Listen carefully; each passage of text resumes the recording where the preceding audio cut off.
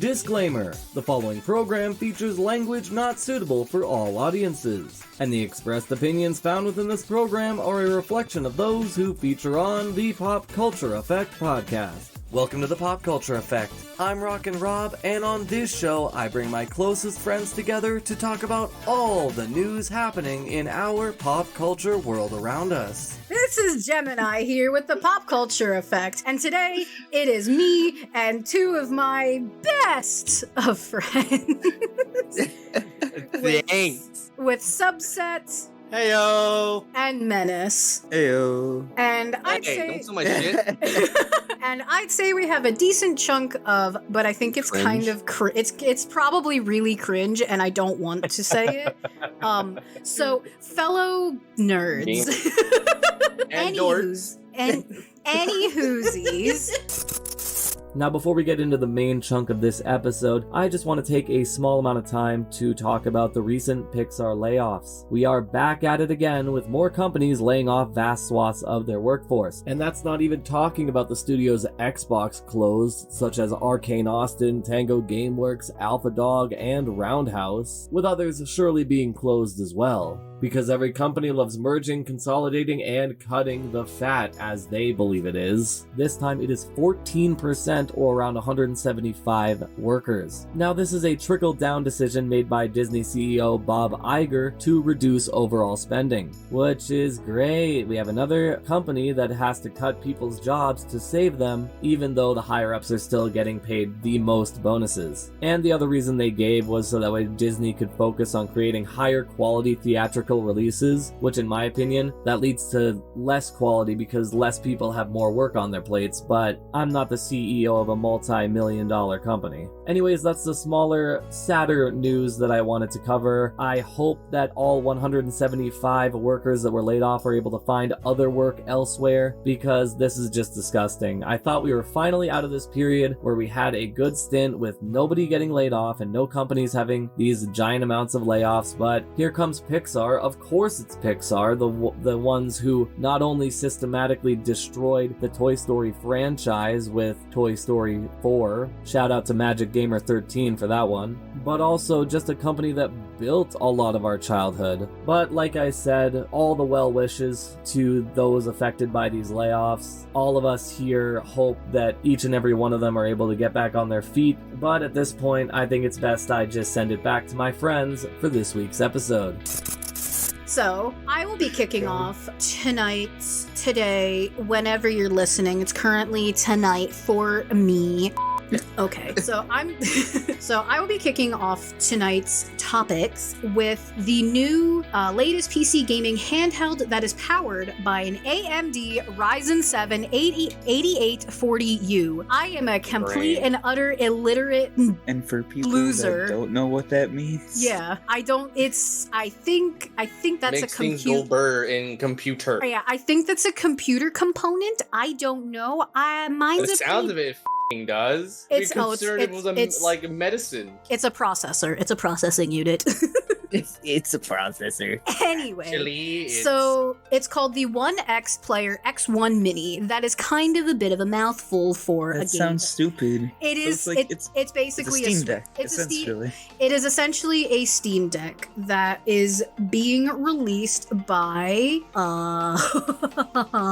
who is this being released by? Wow, much research. You know what? Who's it actually available on Indigo? Who the actually? Hold on a minute.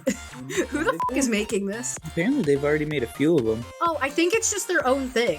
The Mini is a newer version. They have some out already. Okay, so backtrack. Basically, I'm here to tell you about the new OneXPlayer X1, which is basically kind of like an independent form of a Steam Deck. It looks like it's just its own company, the OneXPlayer. The newest or the latest model of it is going to be powered by an AMD Ryzen 7 8840U. Jesus Christ, I can't talk, but that's the processing unit. It'll have an 8.8-inch display and a Switch-like design with removable controllers. It looks like it is... What's the storage on it? Did it say on here? It doesn't say off the bat, at least this article doesn't, but it does have a swappable SSD slot, so that's nice. Yeah. From what I'm seeing, their other ones start at about 16 gigs of storage space. It looks like it. On the official website for the OneXPlayer X1, it looks like you can get a configuration of the Ultra, which is 32 gigabytes plus 1 terabyte. So it looks like it's about 1 terabyte plus 32 gigabytes plus an extra 1 terabyte. However, boy, it's, well, actually looking at the price for how much it can cost to build a PC, that's not bad. It's currently on sale for $1,000 and for $1,099.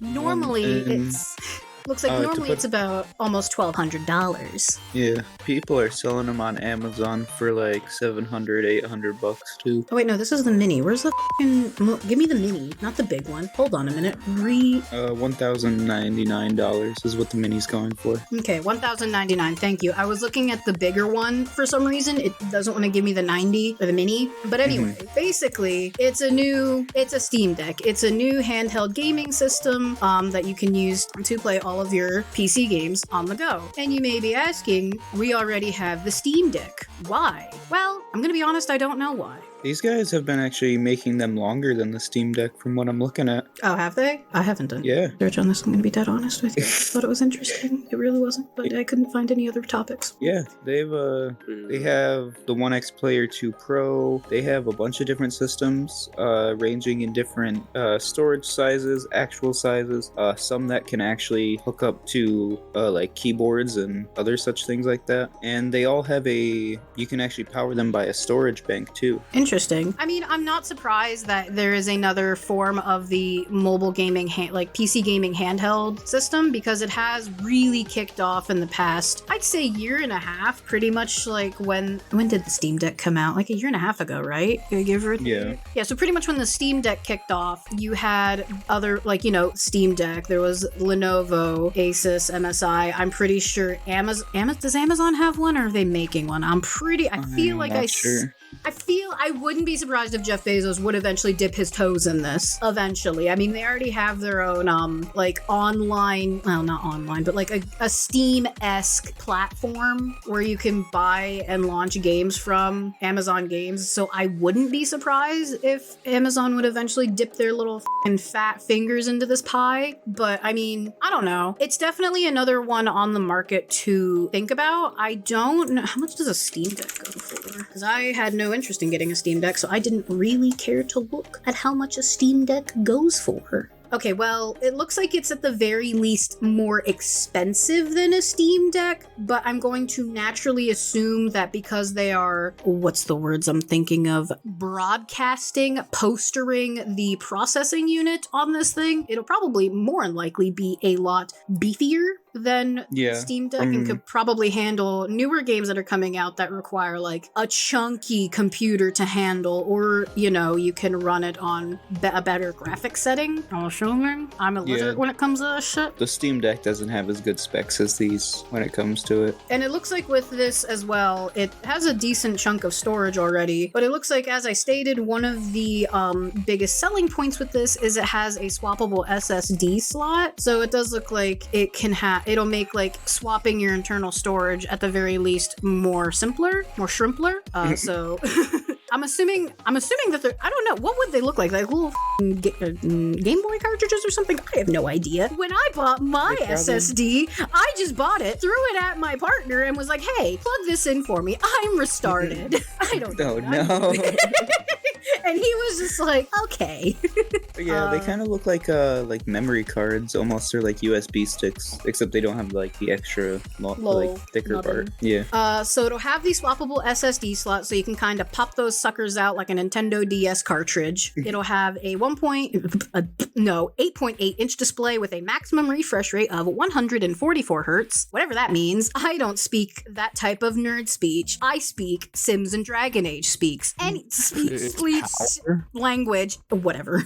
It's how fast the screen refreshes to like make it clearer and not pixelated. It makes things go burr. But it does look like it can also, you can use it as like a switch, and then the game control device portions on the side, the little nubbins, can come off. And as Menace had stated, it can be turned then into a tablet where you can attach a keyboard and everything. And it can either just be like a little tablet, or you can turn it into like a little mini laptop, which I remember when those were kind of like a big rage back in like, what, late 2010s? I remember like not only just Whenever the tablet with everything was getting smaller and smaller. Yeah, but like yeah, I know there was a whole like tablet, turn it into a laptop, but then I remember like mini laptops were like really becoming they like really kicked off, not anymore so much, but like they really kicked off in like I'd say the mid to late 2010s. I remember that. You know why that is? Because Chromebooks killed it.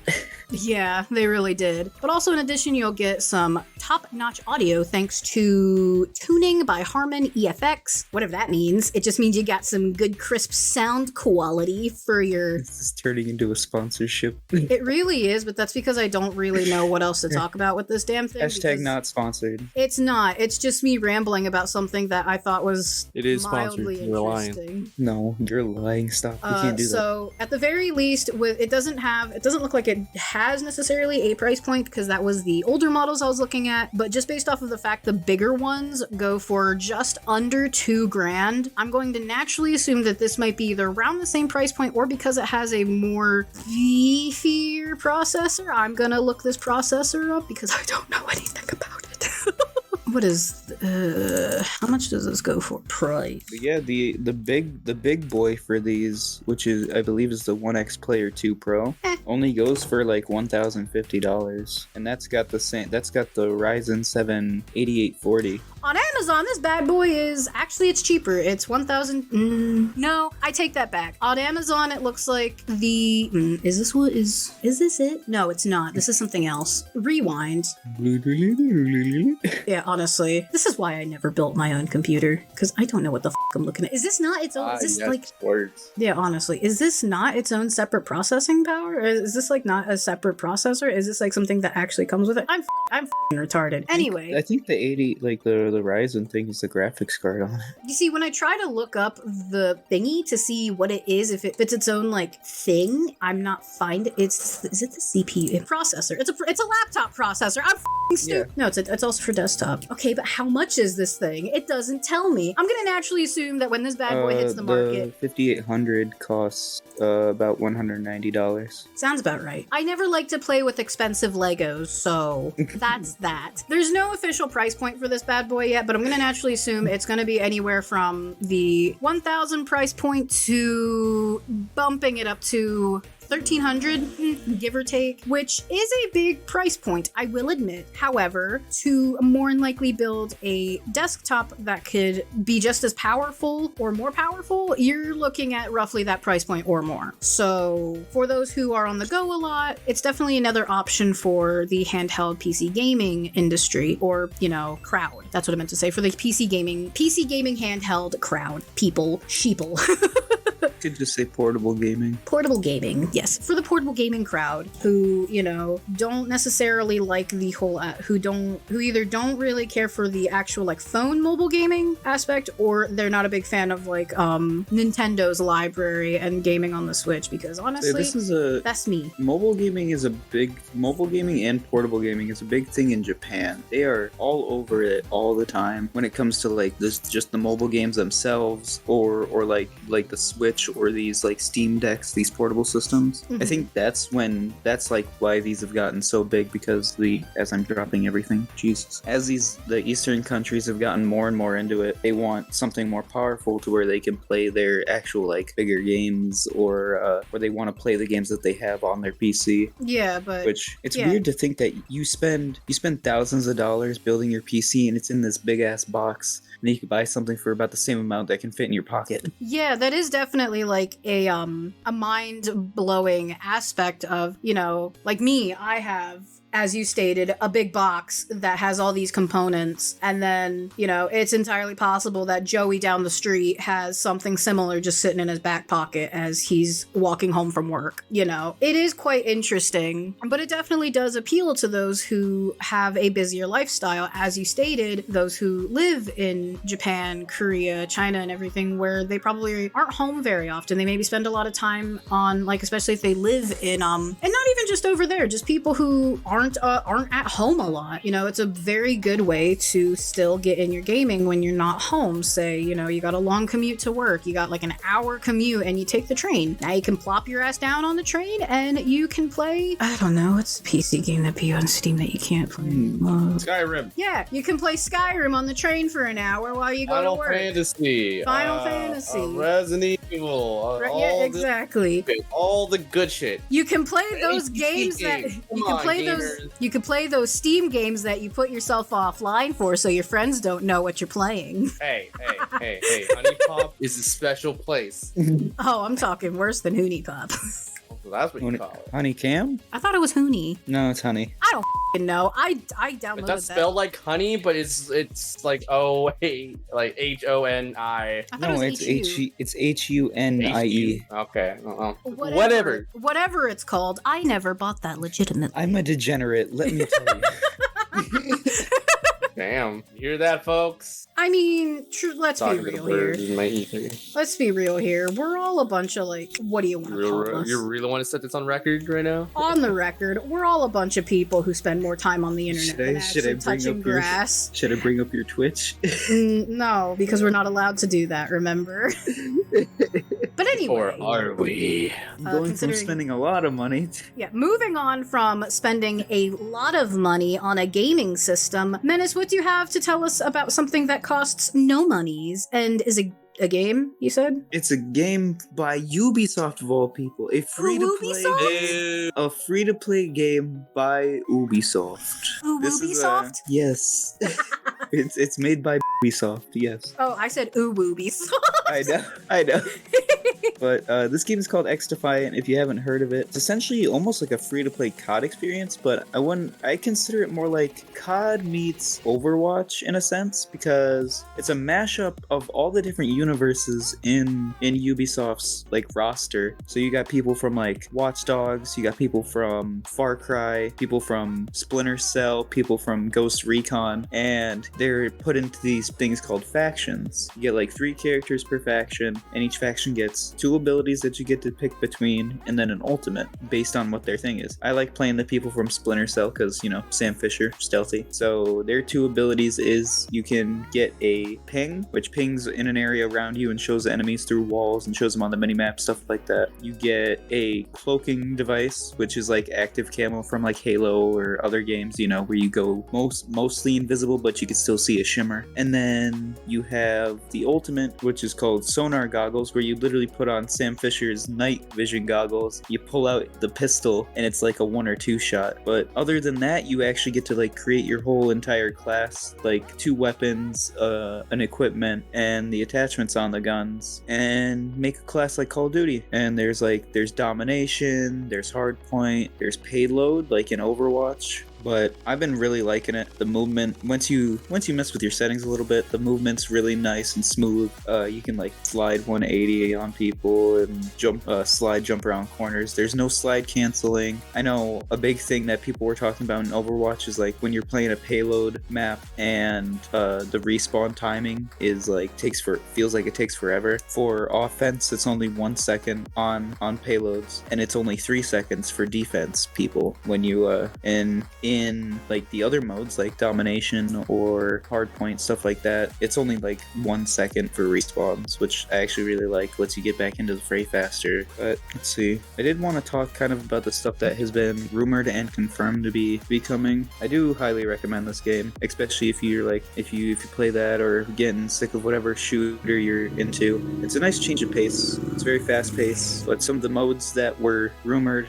to coming out are a 2v2v2 mode, where it's team elimination, capture the flag, infection, which is always a fun party mode to put into a game, and then search and destroy mode, which I'm very excited for because I like the competitive mode of search and destroy. Some of the other factions that were rumored to be coming out is Far Cry New Dawn, another Ghost Recon Breakpoint, I think it was called. I can't remember. I never really got into the Ghost Recon games. Yeah.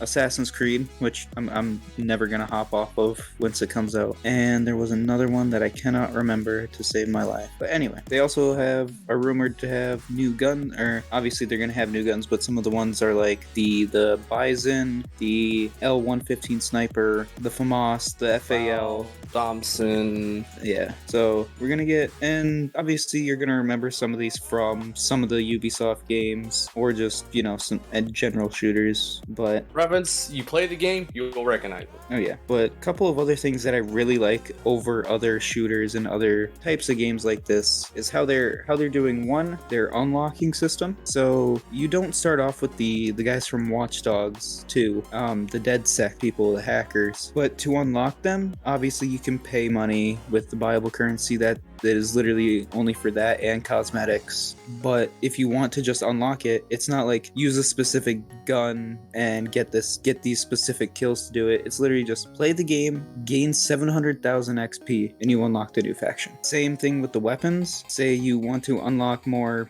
shotguns. You equip the first shotgun that you start off with, and you can go into the challenges. Say you want to unlock like the double barrel, because you don't start off with that one. You can go to the challenges and it's like get 10 hip fire kills, I think is what it is, with shotguns. So you don't have to grind through unlocking every different shotgun until you get the double barrel. You can specifically focus that challenge, get the gun you want, and start working on unlocking attachments for it. And same thing with like different equipment or different characters in the different factions, because you only start off with one character from each faction. There's 2 others that you can unlock through challenges. So literally just use the class that you want. Use the what you want, and there you go. Yeah, exactly. That's one thing I really literally like. You just grab what you need to do and you're in. There you go. Other than like completing the challenges and things you want to solve after, it's literally pick and go. You're right back into it. And one more thing I did want to say I like before I get into my gripes about it is they have, I think Paul's called it Body Bloom is what it's called. Essentially, unlike,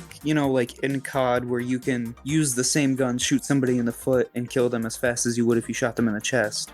If you're shooting somebody in the thigh, you're gonna do nowhere near the same amount of damage as if you were shooting them in the chest or head. And I like that kind of realism in games where like you have to actually focus on your shots. I can't be fighting someone and then they shoot me 2 times in the foot with a marksman rifle and I'm dead. But going on to the bad, because it did just launch, I'm gonna give it the benefit of the doubt for some lag issues because it did just launch. There are some hit rate issues that's been addressed. So yeah, people who have played the game and know what we're talking about, you know, getting hit even after getting behind cover, yeah, really annoying, but that's being handled. Yeah, they were talking about fixing that. There is the flinch with snipers, I think needs to be increased. I only have 2 classes in the game right now, an SMG and a sniper. So I literally speaking of classes, folks, you don't get stuck or limited. You do have presets, and they also give you around like 15 custom loadouts right out the gate. 15 custom loadouts. Fuck with. So you can literally have every single situation you want. Yeah, even before you go into a game, you can start doing your loadouts. I know like COD's the closest example I could think of for this game. So like in COD, I think you got to be like level 4 or 5 before you can actually start making classes. Yeah. So and then you got to be certain levels to unlock certain things as well, like gadgets or other guns, depending if those guns or gadgets are locked behind certain challenges. But yeah, snipers have like 0 flinch when you're shooting them and they're aiming down sights. It's kind of an issue. We're trying to like push the payload or get to the point. Feels kind of oppressing when you got 4 people with snipers just aiming down lane. Along with, I do wish playing the game myself, this is a personal gripe, the gadgets, at least like using your frag grenade, bouncing to whatever you have as your lethal or your little grenade ability. I do wish there was some way to replenish that, or like a location where like how how for pushing the payload one. I where think you that can they should, resupply it from the for thing, that, at least some parts. I can understand, because if you go out into a battle and you have a grenade on you and you throw that grenade, unless you do have like an ammo box or something like that to refill it, you're not gonna find another one. But if they came out with like a faction where one of the abilities was an ammo crate to refill people's ammo and equipment, I think that would be a cool faction to have. Another support faction, but a support of the sides of ammunition. Which, looking at you supports who play the support class in this game. Heal In case your in teammates. Heal your teammates. Yes. No, you gotta earn that fucking heal. No, This isn't they Overwatch, only that bullshit. It's not even the Overwatch problem, Gemini. It's since it's a shooter, they only use the heals for themselves. It's the literal Battlefield And bullshit both going on right of the now. healing abilities for the Oh. healing class are AoE healing effects, and they use them for themselves. And you know, I've been through this circus before, bro. Like, oh my god. At this point, I just want to outrun it, but at the same time, no, I don't want to. I want to be Splinter Cell. But You know, I can't even another use the same thing. ability. My main gripe with it is that the grind for it, like gaining XP, if you like are decent, and even if you're getting like 15-20 kills a game, you do get a decent amount of XP, but it's the gun leveling up, I think, is very grindy. It feels like it takes forever just to get through one level, especially once you start getting up in the higher like 10, 15 for your gun level. Yeah. I should preface this with like each gun only goes up to like 20, 22 at max. Even then, the amount of experience you get per kill and the amount that you need to even level up once, it does take a while. But yeah, and for those of you guys that have played it or are looking into it, I do like to always preface this because I'm a big stickler when it comes to microtransactions, and Ubisoft has been very, hey, I don't want to get dragged along by companies for Not wanting again. cool Isn't that cosmetics. right, Bob? Yeah, but the cost of the microtransactions are good. They got like the $5, $500, $10, $1,000, stuff like that. I will say that their founders packs are a little pricey, but that's specifically because you get exclusive items that you can get nowhere else besides those founders packs. They have it's a $20 for the normal founders pack, $40 for the medium-sized founders pack, and with that you get like 5 different cosmetic items, all at gold and purple rarity, and I think the last one is like $90, $89 American, I should say, and that has like 10 or 12 different cosmetic items that you can get with it, which isn't bad for the pricing, but something that just popped into my head. Speaking of pricing, the items in the shop are actually very well priced for the buyable currency. What is it, like gold items are only like $10, which that's the highest rarity, which you never really see that especially in shooter games. It's normally like $24 for a bundle that's like has one gold item in it and then like purple and blues and shit like that. But I don't know, I would recommend it. I'm not going to be spending money on it anytime soon, and if you are, and you know how Ubisoft has been for years now, I'm essentially just gonna warn you right now. Ubisoft is notorious for time savers, microtransaction, and other microtransaction things that they add later on into their game. So hopefully they don't follow the trend this time around, because these already sacrificed a lot. They have a good thing going with the cosmetics. I'm sure that if they start adding like assassins from Assassin's Creed and other franchises, I know they're adding. Oh, Siege is the one that I forgot. Siege is the faction I forgot earlier. Wow. But they're adding people from Rainbow Six Siege, so I know they can get some good skins off of that, as long as they don't try to hike up the price like a 343 did, and they don't try to add like, oh, you can get 2 times XP tokens for $10. Like, I could see them doing something like that. Like, you can buy double XP tokens as like their time saver thing, because Ubisoft has this sick thing with time savers in their games. But other than that, I do recommend it. They're doing good now. I hope it stays good, and it's a very, very refreshing thing for COD, because honestly, with COD, for those of you that don't know, Black Ops 6 just got confirmed to be on Game Pass on day 1, and that is the only reason why I will be playing that game. I was not gonna spend money on another COD. But that's it on our end. I hope you guys had a wonderful time listening to us ramble on about our special interests and everything, because that's just who we are and what we've been doing for almost a year now. Holy shit. Anyway, my name is Gemini, but I would like to thank my two friends for joining me today to bring you guys the news in pop culture. Menace. Yep. Make sure to, if you're watching on YouTube, make sure to like and subscribe, and make sure to check out the other shows that we got over on the CJSW website. And Subset. Heyo. And then there's me, Gemini. I hope you have a wonderful rest of your day, and a goodbye. Goodbye. Heyo. Yes, I ma'am. have started the recording. What's that? Oh, it's me. Me start. Yeah, you start. Me start. How do I do that? We don't have to do the whole, like, intro. No, you just say, you say hello, introduce yourself, and introduce your fellow bud, aka me and me, she. Unpause the recording. I'm going to attempt to do this.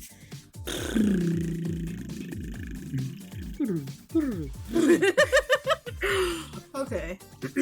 So, actually, let me pull that back up again. See how Robbie has it set up. Let me turn this off for a second. I'm